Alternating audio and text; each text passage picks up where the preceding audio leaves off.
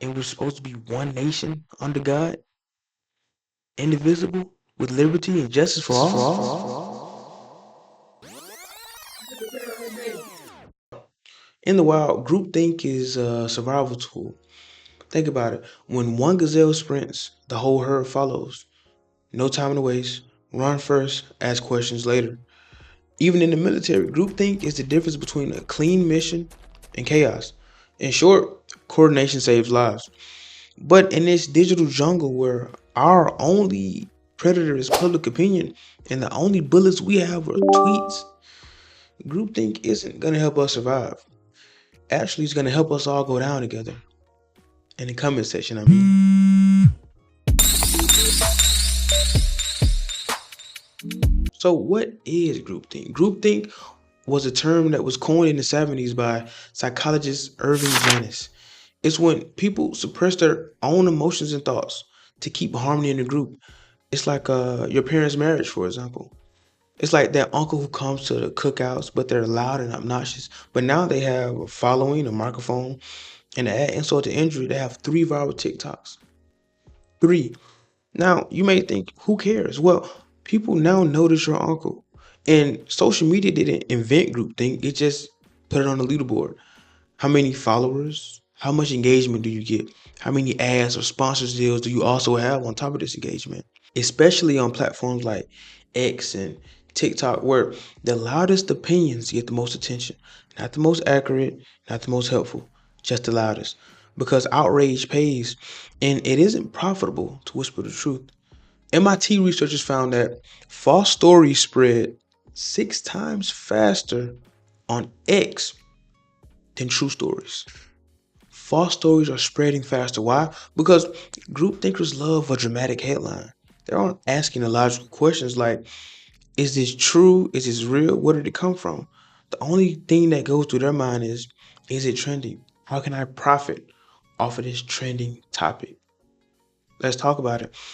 Because group thinkers, they have it's like they have one brain cell that's shared amongst millions of people.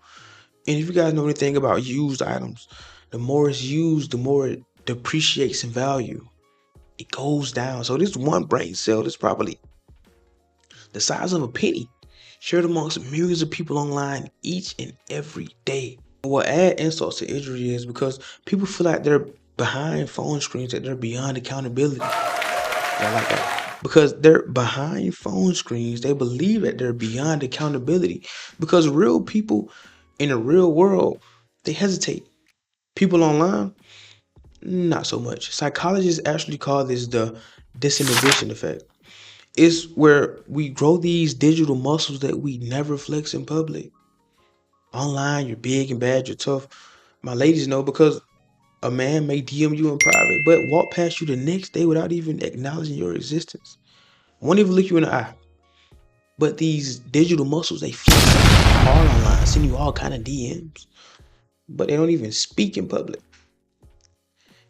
An example like X, since Elon took over, there's a lot of racial tweets that go out. I noticed the rise, and it's amazing that some of the stuff these people are allowed to say on this online platform.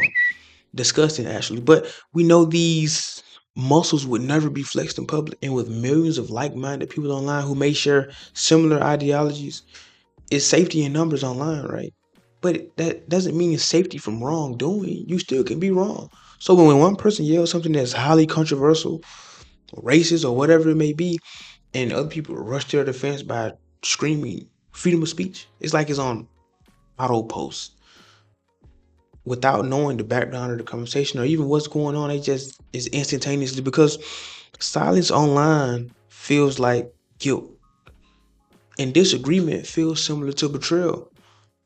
And why is that? Why does everything have to be so deep? Says the person who's making a YouTube video about it. A 2021 research by Pew found that 64% of Americans feel like the country is headed in a negative trajectory by part of social media, due in part to misinformation and dogpiling. As you guys see, anytime it's a major election, the amount of bricks they pull from each other, how it's just trying to tear everything that they built up. And we're supposed to be one nation under God, indivisible, with liberty and justice for all. I'm just saying.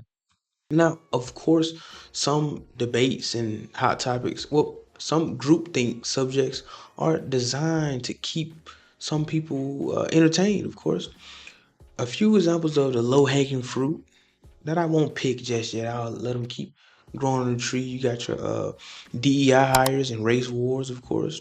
You got your sports fans, specifically any Philadelphia team fans, Knicks fans, and Dallas Cowboy fans. And of course, the biggest, juiciest, low-hanging fruits of all is hot takes, like the ones I just mentioned. They're designed to trigger something deep. It's a trigger. You're designed to get some kind of engagement by mentioning the things I just mentioned. They can't help it. An example, right? This debate can feed families if done correctly in the proper format. LeBron versus Jordan. If you say LeBron is better than Jordan, you're guaranteed to get some kind of engagement, whether it's a share, a like, a comment. Don't forget to subscribe, by the way. It's like it's pre-programmed to help kickstart your day. And every time I'm on X, like if I don't have anything going on, or if I'm driving and there's no cars in front of me and I peep down and scroll for a little bit, it's just always groupthink subjects that's going on. I'm joking, by the way. Do not text and drive. I do not condone texting and driving. Now let me be clear. Some collective thinking is good. It creates community, empathy, shared goals. But when thinking as a group becomes a requirement instead of a choice, we lose the ability to think at all. We're not zebras. We don't have to stampede at every opinion we disagree with. Groupthink can be useful when used with reason.